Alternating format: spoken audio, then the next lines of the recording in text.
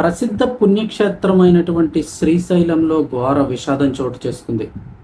ఒకే కుటుంబానికి చెందినటువంటి ఒక 5గురు దైవ దర్శన నిమిత్తం అయితే కనుక శ్రీశైలం రావడం జరిగింది.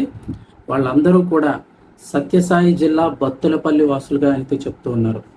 వాళ్ళు ఈ నెల 20న అయితే కనుక శ్రీశైలానికి వచ్చి ఆ కుటుంబ సభ్యులందరూ కూడా వడ్డెర సత్రంలోని ఓ రూమ్ అయితే తీసుకున్నారు. అయితే గడిచిన 3 రోజులుగా ఆ రూమ్ నుంచి ఎవరు బయటకు రాకపోవడంతో అక్కడ ఉన్నవారికి అనుమానం వచ్చింది. ఆ సత్రం సిబ్బంది అయితే కనుక పోలీసులకు సమాచారం ఇచ్చారు. విషయం ఏంటంటే కనుక 5గురు కూడా ఆత్మహత్య చేసుకున్నారు. శ్రీశైలంలోని వడ్డెర సత్రంలో వారు ఆత్మహత్య చేసుకున్నట్లు పోలీసులు గుర్తించారు. మృతులను శ్రీ సత్యసాయి జిల్లా బత్తులపల్లి వాసులుగా అయితే గుర్తించారు. దీంతో పోలీసులు అక్కడికి చేరుకొని రూమ్ తెరవగా 5గురు ఆత్మహత్య చేసుకుని ఉండడాన్ని అయితే గమనించారు. మృతుల్లో 3 మహిళలు అలాగే 2 పురుషులు ఉన్నారు.